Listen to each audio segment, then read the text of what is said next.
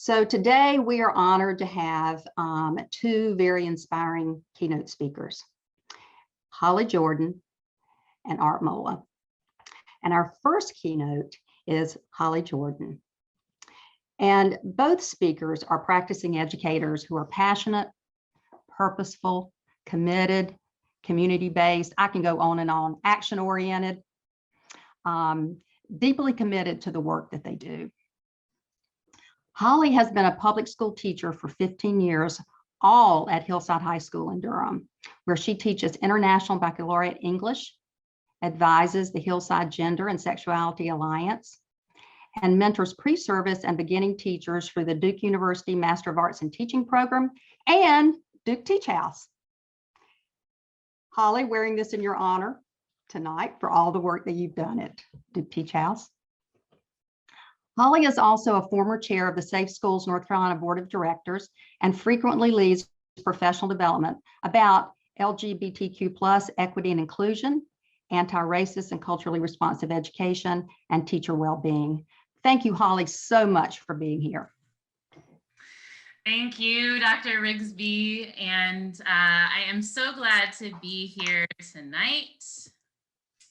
Let's get started.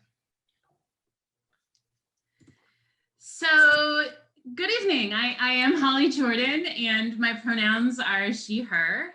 As Dr. Rigsby noted, I've been teaching in Durham Public Schools for 15 years, and I just have to start by acknowledging Hillside High School because it is my time in community with Hillside's tremendously brilliant students, some of whom are now educators and are here tonight.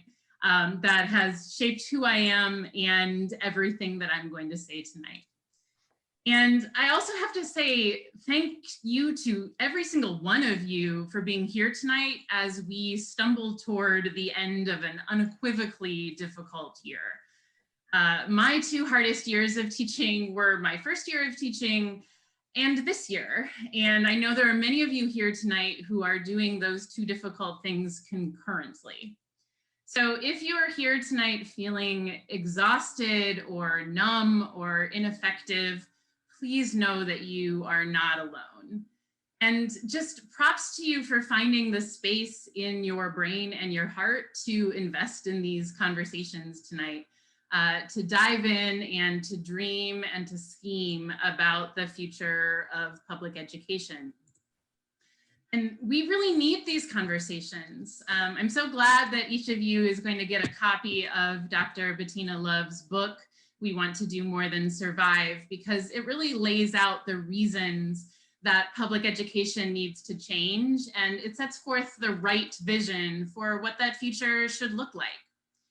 But when I think about the present, when I think about this school year, one of the most troublesome elements of this school year to me is how it has laid bare, even more bare than it already was, the injustice and inequities that exist in public education. You know, this year, students and educators rose to an unprecedented occasion as best we knew how. And we were often met with derision and ambivalence rather than accolades. And instead of the big picture transformation of what education could look like that many had hoped would come this year, most districts spent the year trying to smash square pegs into round holes. And in many cases, the use of traditional standards and traditional content, traditional grading and assessment methods went from being inequitable to being full-on traumatic and destructive in the environment of a worldwide pandemic. So I'll say it plainly, not in defeat or in bitterness, but in a simple, strong truth. America's education system is broken. And it didn't break during the pandemic. It's been broken from the outset.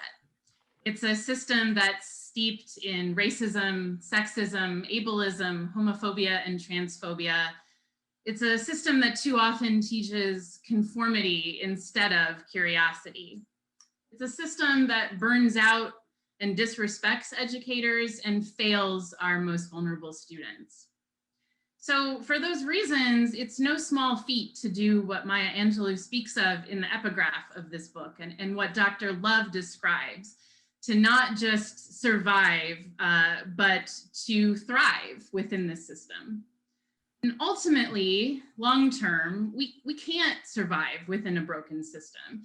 We have to do what Dr. Love talks about, to break down the system and to build a new one, a system that is founded on tenets of educational freedom. But tonight in our time together, I want to talk about the meantime, the time between this present moment and the moment we're working towards, the moment when we are practicing abolitionist teaching in a transformed system. So as we scheme and dream tonight, let's scheme and dream about how to find the freedom to flourish in a system that too often confines us, and how to beat the system instead of letting it beat us, with the goal of engaging wholeheartedly and for many years in the work that we love, and also with the goal of our students engaging in life-changing learning right now. So while holding the truth that we need to abolish and rebuild our educational system, tonight I want to share strategies for how students and educators can and should work the system and resist the system while holding the ultimate goal of thriving in a way that actually brings about transformation. And as I'm sharing those strategies tonight, I do hope you will engage with reactions and in the chat, and just add your own wisdom, because it certainly is just as good as mine, if not better. So please do chime in at any point. So one way to live within a broken system is to work it for our benefit. Our students call this finessing. Well, I guess actually lots of people call it finessing, because that slang isn't actually new. And in and of itself, finessing a broken system isn't a useful end goal. It's not going to bring us educational freedom. But it is a start, and it's a start that can sometimes give us the breathing room needed to find space for more substantial change. So I can tell you, and I bet you could also tell me, that our students are already doing a pretty good job of finessing the system. You know, students test boundaries and find the path of least resistance forward all of the time. And while some teachers tend to lament that fact, I actually contend that it is a testament to our students' brilliance. Because our students don't finesse the system because they don't care or they don't want to learn. They do it because they're smart and they can see through something fake. They can see through a scam in a second. Even if they don't have the language to describe it, they know when a system isn't serving them and when it might be actually better to opt themselves out of that system. So I think we should team up with our students to finesse the system. To be with them and acknowledge the reality of the scams that they sense within the educational survival complex, as Dr. Love brilliantly calls it, while also helping them find a practical way forward. And we can do this finessing at the same time we are working to transform the system.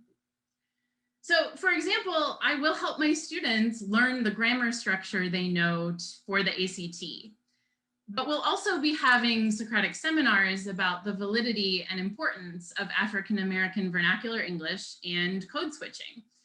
And we'll do that while I'm advocating for colleges to make their entrance requirements test optional. So, for example, while running campaigns to get families to opt out of standardized tests, we can still be teaching testing best strategies and to help our students check the boxes that they need to check. And we can do that while acknowledging the racist history and implicit bias of standardized tests. When a student's name and pronouns are wrong in PowerSchool, we can help them find the counselor who has the workaround for that, the same time that we are fighting for systemic change for transgender students. So while fighting for free, accessible higher education options and living wages for all jobs, we can also practically counsel students on their college and career options and the financial consequences of each of those choices. So this is how we work the system for our students' benefit. This is how we help them get through. Now, I want to be clear that I'm not talking about teaching compliance or teaching respectability politics, because those aren't based on freedom and on the reality of students' truth and their voices. I'm talking about validating students' lived experience and teaching why transformation is necessary and what transformation can look like, while also helping students see a beneficial path forward in the present moment. And, you know, educators, we got to work the system too. Any of you who have been a teacher for more than approximately 6 hours know that the to-do list is overwhelming and never ending. It's so easy to get exhausted by the things that don't matter. And it's also easy to be overwhelmed by the parts of education that are joy-stealing instead of life-giving. So I recommend that we finesse the system as well, for the sake of getting time, getting what we need to spend time on the parts of teaching that matter for the sake of our students and the parts of teaching that bring us joy. What this looks like for me, and advice I give young teachers all of the time, is that I prioritize my to-do list based on what allows me to actually serve my students. What's really going to help them, what's going to directly benefit them, and relatedly, what I might get fired for if I don't do. That's how I prioritize my to-do list. That is me finessing the system. And finessing the system is a survival method which will help us and our students find moments to thrive. So while the system continues to exist, we can work it for our benefit, and we can also resist it. So for educators, there are a million ways to resist in the field of education. And I know you're actually going to discuss many of them in different breakout sessions tonight. So I just want to emphasize a couple of ideas. First, something I preach as often as possible. Teaching is, in and of itself, always a political act. You know, we're told all the time that educators should present all sides equally, but the reality is that the world does not present all sides equally. There is a dominant narrative that society presents, that our textbook presents, and so on. So the absence of an overt political position in a teacher's classroom just means that the teacher is implicitly reinforcing the dominant narrative. Excuse me. As Howard Zinn says, you can't be neutral on a moving train. So one way to resist our broken system is to consciously make pedagogical and content choices that challenge problematic dominant narratives and thusly validate students' identities and humanities and their power. The other method of resisting the system that I really want to highlight, especially right now, is rest. Taking a break is resisting the system. It's resisting the system because the demand for constant productivity is part of that broken system. Anti-racist educators Tema Okun and Kenneth Jones point out that urgency, in other words, the requirement of swift and continual action, is actually a characteristic of white supremacy culture. And urgency has the result of making it difficult for us to see long-term or to see the big picture because we're so caught up in the minute-by-minute tasks that we need to complete. And y'all, if we're ever going to transform the system, we have to see the big picture.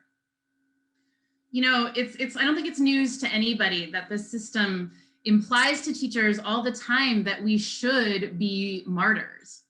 The The system celebrates educators who go above and beyond their paid time and duties, whether it's taking a second job so they can help students financially, whether it's being the last one to leave the building, whether it is perfect attendance, which is problematic for educators and students alike. Even celebrating teachers who teach from their hospital bed sometimes.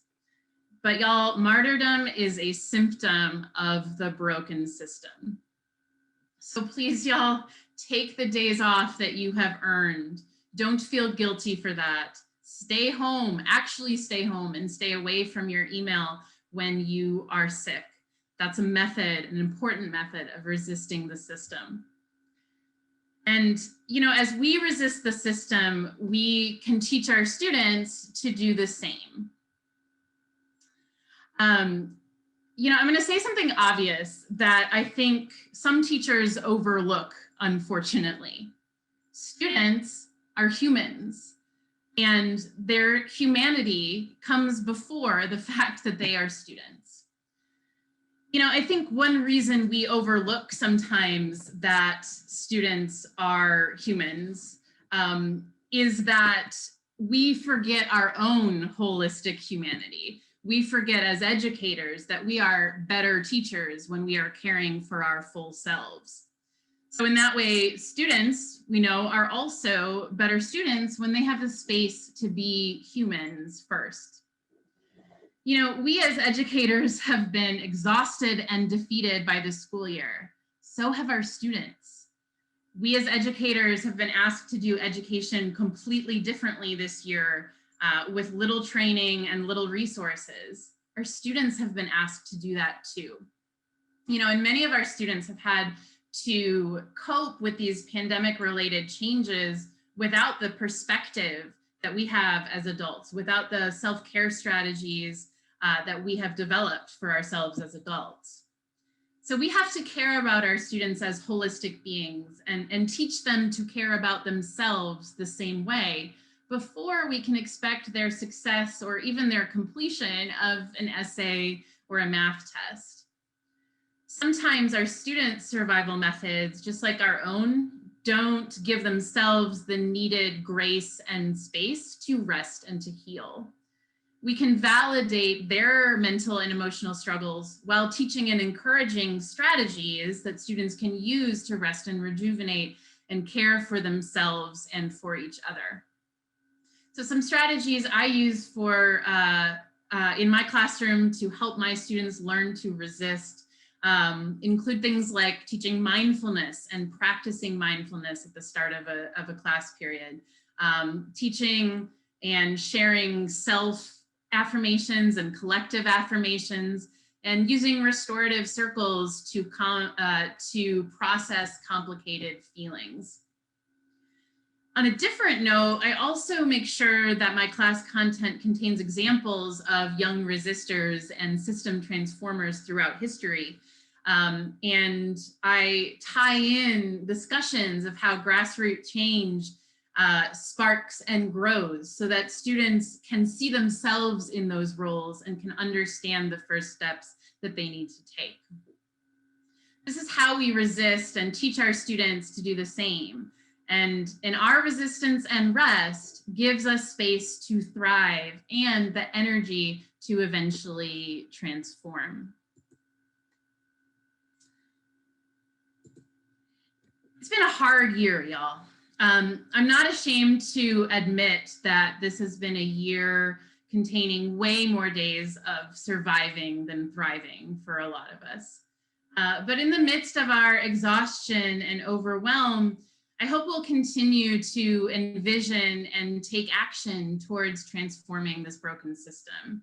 And I hope you'll find ways to finesse and resist for the benefit of our own health and our students' health and well-being. Thank you so much to Duke TeachHouse for inviting me to be part of this event. Thank you to Savannah and Langley and Dr. Rigsby for your leadership. I have to give a shout out tonight to my lineage of Duke MAT interns who are all leading sessions tonight. Corey and Carlo and Brianna and Michelle. And I really want to give special thanks to Autumn, Dorcas, Jesse, Katie, and Michelle, who are the TeachHouse Fellows I've had the pleasure and privilege to work with and learn from this year. I've really been honored to grow alongside each one of you.